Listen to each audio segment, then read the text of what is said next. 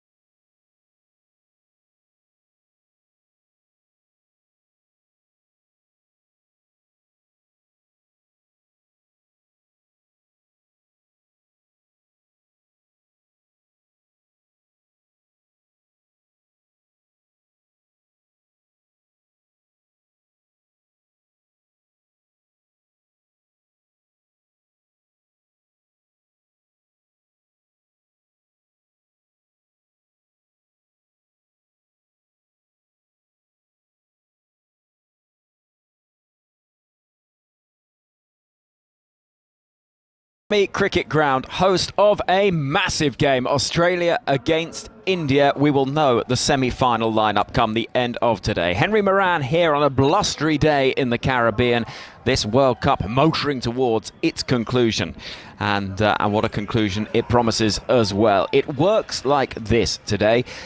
India against Australia. Both sides aiming to reach the semi-finals. Australia up against it. They know that shock defeat to Afghanistan puts them on wafer-thin ice. A win for India will see them go through as group winners to play England in Guyana on Thursday. A win for Australia means that we'll have to wait until Afghanistan play against Bangladesh this evening to see how the group and indeed the semi-finals will shape up. We'll go through all the permutations, exactly how it could all work, including the one unlikely path that could see India eliminated today. But before any of that, let's head to the middle. Ravi Shastri with the two captains for the toss. Well, we're in St. Lucia, the Darren Sammy Stadium, and it's a warm morning here, but a nice, strong breeze blowing across the ground. And a match coming up, a battle of heavyweights in this final game for both teams in the Super 8s. It's India versus Australia as we come up to toss time. Rohit Sharma, Mitch Marsh, Jeff Froh, the match referee, all in order. Mitch will spin it. Tails. Tails is the call. What's it, Jeff? Yeah, we're going to bowl first, bro. Well, Mitch, you won the toss. What have you decided? We're going to bowl first. What do you make of this surface? Looks a belter, doesn't it? Yeah, it's a bit of a breeze around, but the wicket looks lovely. You know what you have to do. It's a must-win game. It is, yeah. It's a quarter-final. Looking forward to it. Big challenge against India, but the boys will certainly be up and about for it this morning. You've had your moments in this tournament. Sometimes when you get beaten like you did against Afghanistan, it can wake up the entire side. Yeah, look, I think we found ourselves in this position a few times throughout World Cups recently. Backs to the wall, but I think you get to this stage of the tournament, every game is must win. We understand that. Pressure comes with that, but I've got a lot of trust in this group. You mentioned the group pressure. What's the mood like in the dugout? It's been great. We've got a very experienced group, great staff. We've enjoyed the Caribbean. We're right where we want to be at the point end of the tournament. Today's a must win, and as I said, the boys are up and about for it.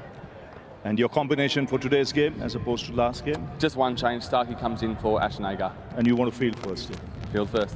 Have a good one. Thank you. Well, that's the news from the centre. It's Australia who won the toss, and they've decided to bowl first. So that is the news from the middle. Australia winning the toss, electing to have a bowl first. India unchanged, Australia making the one change with Mitchell Starc coming into the side in place of Ashton Agar. It is a moist day, I think it's fair to say. There's been drizzle there's been storms overnight here, and there is certainly much more cloud cover than we've been accustomed to seeing over many of the last few days. Jeff Lemon, ABC broadcaster, and Bharat Sundaresan are alongside me as well. Jeff, because I look to you as an oracle of understanding such things. Talk me through the permutations. I think that we've got it just about in hand, but explain exactly the significance of this match. We pretty much have it in hand. The issue is that net run rate is kind of a capricious god that none of us actually understand, except for about 3 people locked up in Bletchley Park somewhere who do all the calculations as they come through. So broadly speaking, when you're trying to work out whether a team can make up net run rate or not, sometimes it's impossible, sometimes it is possible, but theoretically it's still possible for all 4 teams to qualify from this group, depending what Bangladesh do against Afghanistan. So if either of these 2 teams today, if India or Australia can batter the other one by a big enough margin, then they could each leave that other team vulnerable to being knocked out. So Australia could still lose this game and qualify if Afghanistan get beaten by Bangladesh, but don't get beaten so well that Bangladesh would make up enough net run rate to overtake Australia themselves, which I think would be very unlikely. It may be borderline impossible for Bangladesh to make up that, but in theory it could possibly happen. Afghanistan could go through ahead of India if Australia beat India badly enough and Afghanistan win by a big enough margin to overturn that net run rate gap. So in theory, all results are on the table, but it would take a couple of very lopsided results in both the games. Yeah, so it currently stands like this. India top of the pile, played 2-1-2 on 4 points with a very healthy net run rate as well. Australia a second, having played 2-1-1, lost 1, with a net run rate superior to Afghanistan, who have the same record. Bottom of the pile, Bangladesh, who've got a hopeless net run rate, really. Played 2, lost 2. On 0 points. That's why their path through is such an unlikely one. If Australia were to lose this game, of course their net run rate would take a hit, and Afghanistan playing Bangladesh this evening would have the huge advantage, Bharat, of knowing exactly what they had to do to go into the semi-finals ahead of Australia. It's, I suppose, part of the joy of the way things work, but also you could argue it's a little bit of a flaw in the system, because it does give a side a massive advantage knowing exactly what they got to do. And that's how cricket has been ever since we started introducing more teams into men's World Cups back in the late 90s. And it's amazing how quickly Australia have gone from being one of the firm favorites to finding themselves in a very precarious position. And you could see, you guys, just listening to you guys talk about all the